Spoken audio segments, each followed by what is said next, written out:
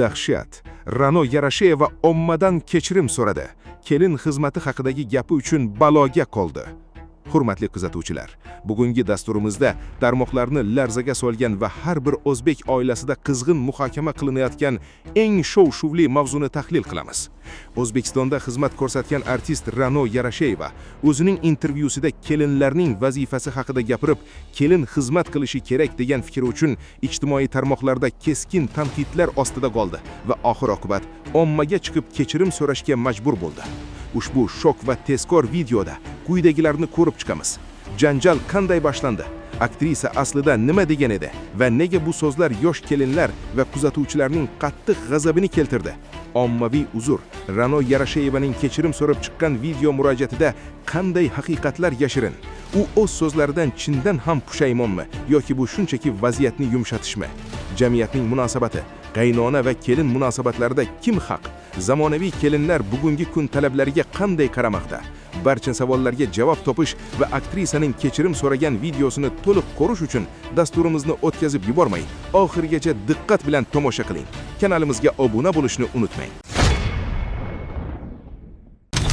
Uy qurdim dangillatib, xizmatimni qilsin vangillatib. Agar xizmatimni qilmasa vangillatib, ketiga bir tepaman dangillatib. Kelin bo'lgandan keyin qiladek, shundoq uy joylarni qilib qo'yganmiz. Shundoq bir Rustam Dostondek Tursunboy o'g'limni berib qo'yganman. Qiladek. Shundoq uy joylar kimga qiladek? Qani qilmay ko'rsinchi. Nimaga unda men kelin qilganmiz? Ra'noxon to'g'ri aytdilar. Hozirgi yoshlar ish qilmasa-da, mana shu o'tiraversa, bu qishini qilmay. Bizdagi qiyinchiliklar ko'rmagan. Biz ham qaynonani rozi qilganmiz. Ana rozi qilinglar, bizdagi xizmatlar qilmaysizlar-ku baribir. O'zingiz qizingiz ham qaynonani xizmatini qilarlarmi? Mani qizim alohida yashaydi. Payti kelsa mani qizim dangillatib qilib qo'ygan. Hozir mani qizim hozir qaynonani xizmatini qilishga kuchi yo'q. Mani qizimni o'zi yaqinda qiynalib tug'di bolam bechalar. Endi kelinim bilan buni farqi bor-da. Mani qizim nozikkina bo'lsa, kelinim bo'rdoqidek, moldek kuchi bor. Mani qizim bor yo'g'i 185 kilo. Mani qizimni, mani endi kechirasiz-ku, men nasihat qilganimda mani qizimni aralashtirmang. Mani qizimni uy joyi boshqa. Mani qizim qilib qo'ygan. Men hozir qizimni kuchi yo'q. Zo'rg'a to'g'ri. Hamma narsaga qizimni aralashtiradi. Qizim qoyillatib qo'yganki, maza qilib alohida yashayapti. Ishingizni qilsangizchi. Men Ra'noxon tarafdaman. Bopladingiz. Ajab qilibsiz. Elib ketgan. Nima uchun kelin qaynotani xizmatini qilish kerak deydi birov. Men unga aytaman, nima uchun qilmasligi kerak? Kelin 18 yil, 20 yil onasining uyida erkak bo'lib yashab keldi. Tayyor uy joyga, boquvchiga uylarni qurdi, qaynona yangi uy o'zi kirmaydi, o'zi eshikda turadi-da, kelinni kirgizib qo'yadi. Kelin uni bolalari bilan yashaydi-ku. Kelin agar xizmat qilmaydigan bo'lsa, eri bilan ikkalasi turmush qurgandan keyin ana ijaraga borib tursin-da, necha yilda quradi? Hovlili bo'ladi. Necha yilda hovlili bo'ladi, necha yilda uyli joyli bo'ladi, necha yilda mashinali bo'ladi. Odam aqlini ishlatish kerak-ku. Quruq yer bo'lsa ham, bir uy, bir yotoqxona berayotgan bo'lsa ham qaynotani xizmatini qilish kerakmi? Shuni axir oqlash kerak-ku, o'sha senga qolyapti-ku. O'sha kelin, o'sha o'g'il, o'sha navaralarga qolyapti-ku. Bechora o'lib umri bo'yi mehnat qildik-ku masalan qaynotalar. O'shaning uchun o'zbek kelinlari aylanib ketyapsizlar. Sizlar tayyoriga boryapsizlar. Xizmatdan odam o'lmagan. U nima? Bitta choy damlab berib, bitta ovqatni bundoq. Hozir aytaman men kelinimga, men uchun hech narsa qilmayapsiz kelinjon. Mana eringiz, o'zingiz, 3 ta bolangiz, men bitta o'zim. Yarim ko'sa bersanglar berasizlar, bermasanglar yo'q. Men uchun qilmayapsizlar deb qo'yaman deb kuladi. Men bu aktrisaning gapini ko'rib trendga chiqib ketdi. Ves internet ko'pchilik mana shu aktrisaning gapini qo'yib, fonda ish qilib yuribdi. Deb mana eshitdilar degandek. Qaror, men bu insonning gaplarini 10 marta eshitdim. 10 martada ham qonim qaynab ketyapman, to'g'risi. Menga eng yoqmagan gapi qizlar deb onasini qo'lida erkalanib katta bo'lishadi deyapti-da. Ikkinchi bizlarga kelishadi. Tipo unaqa erkakliging bizga o'tmaydi degan gaplarni qilyapti, qarochi. Men eshitgansan, o'sha ko'rdilar, bildinglar. Во-первых, какого фига qattan oldi bunaqa gapni, что hamma qizlar onasini erkasi ekanligini qattan oldi. Shunaqangi ko'p insonlar bor, ona mehri nimaligini bilmaydi. Onasiz katta bo'lgan. Shunaqangi insonlar bu ota mehri nimaligini bilmaydi. Shunaqangi insonlar bu otasi ham bu, onasi ham bu, baribir mehr nimaligini bilmaydi. Chunki 5 yoshligidan уже kimdirlar shunaqada katta qilinadi. Sen mana bu ish qilishni o'rganishing kerak. Agar sen bu ish qilmasang, sen ertaga 3 kundan keyin qayerdan kuting tepora degan gaplar bilan katta bo'ladi, ko'proq qizlarda realni. U ko'plab qizlarning bolaligi yo'q. Yo'q ularning bolaligi. Misol uchun katta qizlar, o'rtancha qizlar, kichkinagina ukalariga, akalariga mashina o'zi mushtagina unda ko'tarib olib, qiysharib bolaga qarab yuradi-da.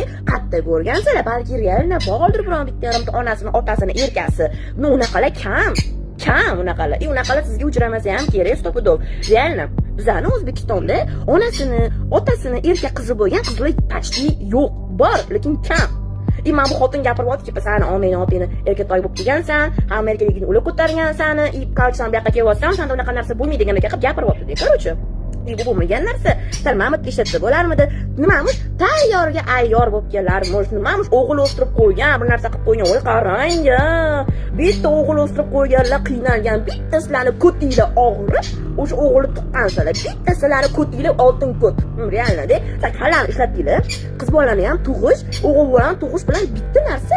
O'g'il bola ham, qiz bola ham bitta joydan chiqib keladi. Uni ham boqish ham, uni ham qarash ham bitta qiyinchilikni olib keladi. Bilmayman, qattan bunaqa gaplarni olib gapirasizlar. Aytmaganiga, mana bu aktrisa-ku, bu gapirayotgan gapini qara.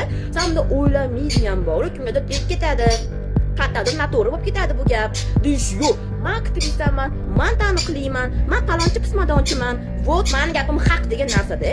Siz kallar ishlatsanglar-chi, xuddi Munisa, meni Yulduz Usmonova ham chiqdi-ku, ajrashganlar to'liq bilan teng degandek gap bordi-da. Короче, bilmayman, safar Mahmud ishlatinglar, iltimos qilaman, qizlar ham, o'g'il bolalar ham bitta joydan chiqadi, ularni ham boqish ham bir xildek qiyin. Ra'no opam u ma'noda aytmagan ekanlar, boshqa ma'noda aytgan ekanlar. O'zi men ham tushundim. Alohida yashash yaxshiroq desam, hammasi yozibdi menga ham. Bir balon targ'ib qilyapsan, unday qilyapsan, bunday qilyapsan deb.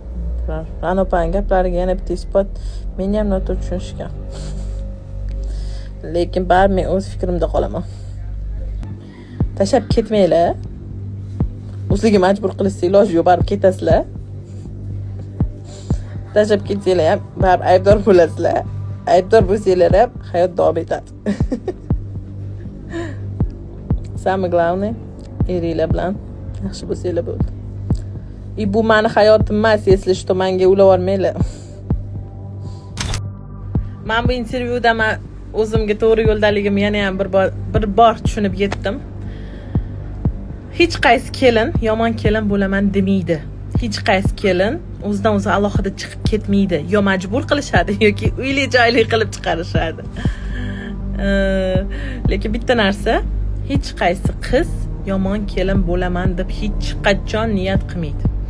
Tем более qiyinchilikda o'sgan bo'lsa, u shunaqa orzular qiladiki, что u orzular patologda nam tepada-da. Xudoga shukr, men to'g'ri yo'lda ekanman, har taraflama. Ular aytganda ham, o'zim aytganda ham, har taraflama. Lekin bitta narsa, alohida chiqishchi pluslari ko'p ekan. Xotin, shu siz aytgandek uy joy kerak emas, u Allohdan o'zi beradi rizqi. Xotin billa erishsa, yana ham barakaliroq bo'lar ekan. Alohida chiqishdan qo'rqish kerak emas ekan. Qadrli kuzatuvchilarim, mana kimlardir xabardor bo'lgandir. Trendga chiqib ketdim. Kelinlar xizmat qiladi-da, qaynona qaynotasini degan gapim yoshlarga yoqmay ketdi. U ma'noda aytmadim, masalan, qullik qilish kerak. Ota-onasinikida uy yo'qligidan kelgan degan ma'noda aytmadim.